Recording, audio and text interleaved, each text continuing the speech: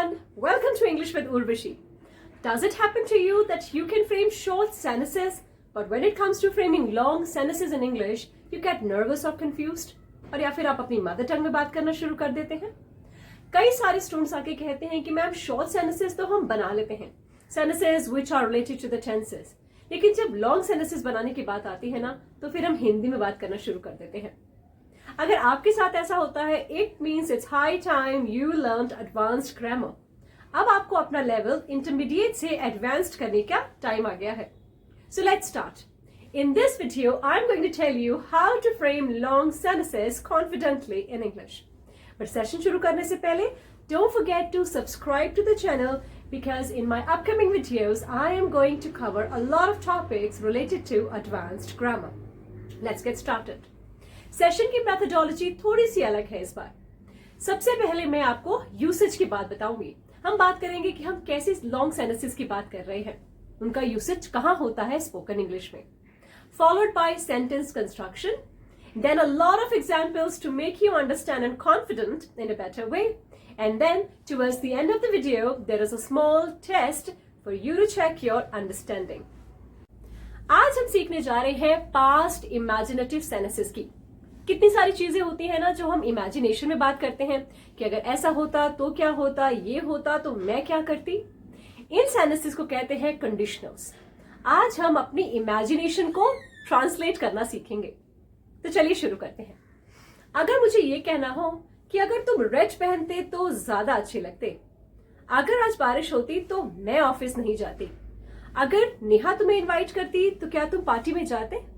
Yes, we are talking about imagination, that to past imaginative sentences. तो उनको translate कैसे करते हैं, लेट्स लर्न दैट. जब भी हम ऐसे पास्ट इमेजिनेटिव सेंटेंसेस की बात करते हैं, so we actually need to have two things जो अब तक आपने ऑब्जर्व कर ली होगी. वो दो चीजें क्या होती हैं, देखिए. First condition, second result. Condition plus result. तो जैसे मैंने आपको बताया कि अगर तुम रेड पहनते, सो रेड पहना इज द कंडीशन, ज्यादा अच्छे लगते, दैट्स माई रिजल्ट. अगर आज धोनी खेलता, धोनी का खेलना क्या है, कंडीशन, इंडिया पक्का जीत जाती, it means I am talking about the result. अगर आज बारिश होती, कंडीशन, मैं ऑफिस नहीं जाती, result. Right, so we need to have condition and the result in such sentences. तो सबसे पहले हम पॉजिटिव सेंटेंसेस की बात करेंगे, how to frame them in English. Look at the sentence formation.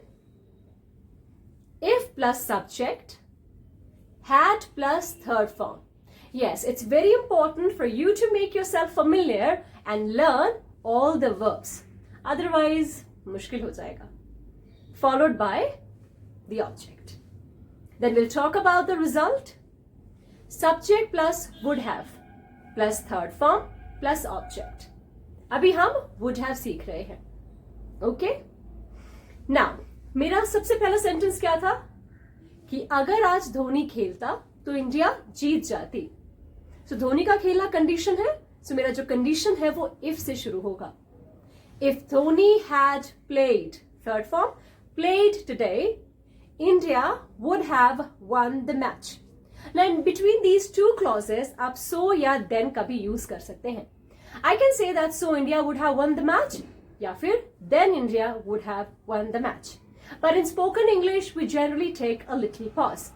So if Dhoni had played today, India would have won the match. Let's take another example. अगर तुम red पहनती तो ज्यादा अच्छी लगती. If you had worn, wear की third form क्या होती है, wear, wore, worn. If you had worn red today, you would have looked prettier. I said तुम ज्यादा अच्छी लगती. You would have looked prettier. If you had worn red today, you would have looked prettier. Another one. अगर तुम्हारे 90% आते तो तुम्हारे parents बहुत खुश होते. कहते हैं ना ऐसे generally. So, if you had got 90%, your parents would have been happy. Now you must be thinking कि यहाँ पर been कैसे आया? तो समझिए. be जो है वो एक main verb भी है. be first form, was second form, third form is been.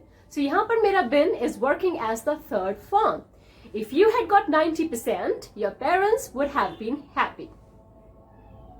Now let's talk about how to frame negative sentences. But before I tell you this, मैं आपको कुछ sentences देने वाली हूँ that I want you to frame yourself. And then I will talk about it. I will tell you the correct translation of formation. इससे क्या होगा? You'll be able to gain confidence. Okay, my first sentence is कि अगर तुम nonveg बनाते तो वो खाना खा लेती. Try to translate. Try to frame the sentence. Let me tell you. If you had cooked, cook की third form लगाएंगे. If you had cooked non-veg, she would have eaten. She would have eaten. Okay. Another one. अगर तुम उसे phone gift करते तो वो बहुत खुश हो जाती. Try to translate. Okay, let me tell you. If you had gifted her a phone, she would have been very happy. If you had gifted her a phone, she would have been very happy. तो चलिए अब बात करते हैं how to frame negative sentences. Negative में जब कहते हैं ना कि अगर बारिश होती तो मैं ऑफिस नहीं जाती, समथिंग लाइक दैट. तो देखिए इसकी फॉर्मेशन. कुछ नहीं करना है, we just have to use not. अगर आपको कंडीशन नेगेटिव करना है तो हैड नॉट हो जाएगा, और अगर रिजल्ट नेगेटिव में बनाना है तो वो वुड नॉट हैव हो जाएगा. Let's have a look. If plus subject plus had not, if you really want to make it in negative, followed by the third form object, and then for the result it is subject plus would not have, wouldn't have. Try to use the contracted form, क्योंकि अगर आप auxiliary verbs की, helping verb की जब भी आप short form use करते हैं, it helps you sound better and fluent in English. Wouldn't have plus third form plus object.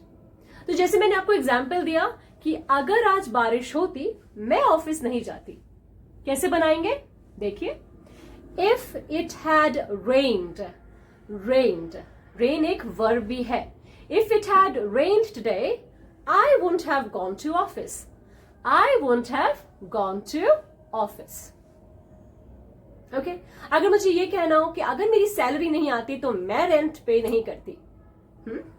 कैसे बनाएंगे? If I had not got my salary, I wouldn't have, would not have, I wouldn't have paid the rent. If I hadn't got my salary, I wouldn't have paid the rent. Another example. अगर तुम cab से आते ना तो तुम्हारी class miss नहीं होती. If you had come by cab, you wouldn't have missed your class. चलिए. Now you try framing the sentences that I'm going to give you. Okay. The first is, अगर तुम मुझे सच नहीं बताते तो मैं तुम्हारी हेल्प नहीं करती. कोशिश करिए. Try framing.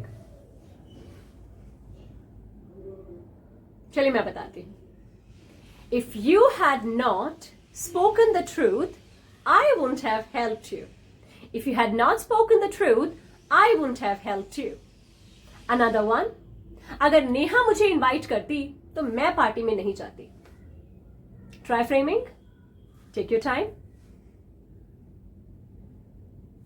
Let me tell you. If Neha had invited me, I wouldn't have gone to the party. If Neha had invited me, I wouldn't have gone to the party. Okay? चलिए, अब बात करते हैं interrogative. Means जब questions पूछने होते हैं imagination में, तो ऐसे sentences कैसे बनाते हैं? Look at the formation. Condition का जो formation है वो बिल्कुल same रहेगा. रिजल्ट में क्या करना है? आपको would have को स्प्लिट करके would को सब्जेक्ट से आगे ले आना है. Have a look. If plus subject plus had plus third form plus object followed by would plus subject plus have. Third form object. तो क्या करा है हमने? would have को स्प्लिट करके would को सब्जेक्ट से आगे यूज करा है. देखिए, अगर मुझे पूछना हो कि अगर रोहित तुम्हें प्रपोज करता तो क्या तुम यस कह देती? Right? If Rohit had proposed to you, would you have said yes to him? would you have said yes to him? Right? Another one.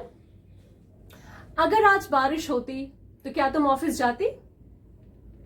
If it had rained today, would you have gone to office? Would you have gone to office? Another one. अगर shopkeeper तुम्हें 50% discount देता तो क्या तुम ये dress खरीद लेती?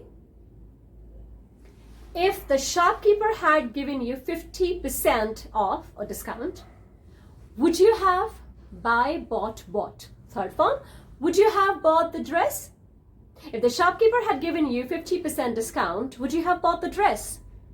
जब हमें questions पूछना होता है. चलिए, now I'm going to give you a few sentences that you need to try framing. Confidence gain करने के लिए. अगर मैं पार्टी से लेट आती तो क्या आप मुझे डांटते? Try framing. Let me tell you. If I had got late from the party, would you have scolded me? If I had got late from the party, would you have scolded me? Another one. अगर तुम्हारे parents allow करते तो क्या तुम हमारे साथ चलती? Try framing. Let me tell you. If your parents had allowed you, would you have come with us? If your parents had allowed you, would you have come with us? I am sure आपको would have अच्छी तरीके से समझ आ गया है. और अगर आपको would have आ गया है, so I'm quite sure that must have, might have and could have आपके लिए सीखना और आसान होगा. So before I tell you the usage of all these, let's have a few more examples of would have in order to be more clear about this formation. If she had seen you at the party, she would have been happy. अगर वो तुम्हें party में देखती तो खुश हो जाती. If Neha had performed well, she would have got the promotion. If you had slept on time, you wouldn't have felt sleepy while working. If you had not eaten junk food, you wouldn't have fallen sick. If I had given you 50% off, would you have bought the dress? Chaliye. Now let's learn the usage of must have, might have and could have. The formation of the sentence remains almost the same. It's just that you need to replace would have with any of these. It entirely depends on what you want to say. देखिए would have की जगह अगर हम इनमें से किसी चीज का यूज करते हैं तो सेंटेंस का मीनिंग कैसे चेंज होता है. अगर मैं अपने कंडीशनल सेंटेंस में would have लगाती हूं तो इसका मतलब है ऑब्वियस, नेचुरल. और उसी की जगह अगर मैं must have लगाती हूं इसका मतलब है श्योरिटी, पक्का. और यहीं पर अगर मैं might have लगा दूं it means I am being doubtful. Hindi में कहते हैं ना शायद. और अगर मैं could have लगाऊंगी इसका मतलब है आई am talking about my past ability. इसको एक एग्जाम्पल से और अच्छी तरह समझते हैं. अगर आज मैं जल्दी उठती तो मैं वॉक पे जाती. ना यहां पर मेरा रिजल्ट इज ऑब्वियस, नेचुरल. इसकी जगह मैं क्या लगाऊंगी? Would have. Have a look. If I had woken up early today I would have gone for a walk. Natural, walk के लिए जाती. यहीं पर अगर मैं would have की जगह must have लगाऊं, so you'll understand that I'm really sure of it. If I had woken up early today, I must have gone for a walk. मैं पक्का वॉक पे जाती. और इसी की जगह अगर मैं might have लगाऊं, so you should be able to understand that I'm being doubtful. कि अगर मैं सुबह जल्दी उठती तो शायद वॉक पे चली जाती. If I had woken up early today, I might have gone for a walk. And if I use could have, it means जा सकती थी. I am talking about my past ability. If I had woken up early today, I could have gone for a walk. Walk पे जा सकती थी. So let's understand it again. Would have means natural, obvious. Must have means you're being sure, surety. Might have means doubt, you're being doubtful. And could have means you're talking about your ability, past ability. चलिए, now you try framing in order to be confident about it. तो अगर मुझे ये कहना हो कि पापा अगर आप टाइम पे आते तो हम पक्का मूवी के लिए जाते, कैसे फ्रेम करेंगे? Take your time, let me help you. If you had come on time, we, I said पक्का जाते. So here, when you are being really sure, what do we use? Yes, must have. So if you had come on time, we must have gone to the movie. यहीं पर अगर मुझे ये बोलना हो कि पापा अगर आप टाइम पे आते तो शायद हम मूवी के लिए जाते. अब शायद लगाया है, I am being doubtful. So it means if you had come on time, we might have gone for a movie. और यहीं पर अगर मैं बोलूं that if you had come on time, we would have gone for a movie, it means अगर तुम time पे आते तो हम मूवी के लिए जाते, which is more natural. But let me tell you that when it comes to spoken English, हम would have का use ज्यादा करते हैं. But ये कोई रूल नहीं है. It entirely depends on what you want to say. Okay? चलिए, अभी तक हमने थर्ड फॉर्म की बात करी कंडीशन में. कंडीशन में थर्ड फॉर्म की जगह आप कोई पोजेशन की भी बात कर सकते हैं, कोई चीज की जो कि आपकी अपनी होती नहीं है, आप इमेजिनेशन में सोचते हैं. तो जैसे हम कहते हैं ना, अगर मेरे पास पैसे होते तो मैं ये खरीद लेती, वो खरीद लेती. यार अगर मेरे पास टाइम होता ना, मैं तुम्हारे साथ चल लेती, राइट? या फिर अगर मेरे पास गाड़ी होती ना तो मैं टाइम पे पहुंच जाती. So, यहाँ पर मैं क्या बात कर रही हूँ? What am I talking about? I am talking about my possessions. जो चीजें मेरे पास नहीं है, बट मेरी इमेजिनेशन में मैं ये सोच रही हूँ कि अगर होती तो मैं क्या करती या वो क्या करता. It depends of course who you are talking about. तो फॉर्मेशन देखते हैं. It remains again almost the same, but just that आपको हैड के बाद थर्ड फॉर्म नहीं लगानी है. आपको वो पोजेशन, वो चीज की बात करनी है जिसकी आप इमेजिनेशन कर रहे हैं. And when it comes to the result, it again depends. Would have की जगह मस्ट हैव, माइट हैव या कुड हैव भी लगा सकते हैं. Have a look. चलिए अब एग्जाम्पल्स लेते हैं. अगर मुझे ये बोलना हो, यार अगर मेरे पास टाइम होता ना, मैं पक्का तुम्हारे साथ पार्टी में चलती.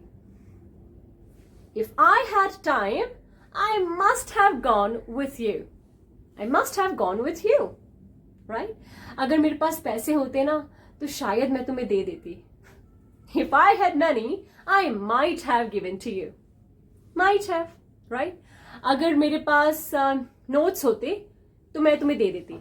If I had notes, I would have shared with you, right? तो थर्ड फॉर्म की जगह आप कोई possession की भी बात कर सकते हैं. It is really simple. और possession को तो हम बहुत यूज करते हैं. अगर तुम्हारे पास एक्स्ट्रा पास होता तो क्या तुम मुझे दे देते? If you had an extra pass, would you have given to me?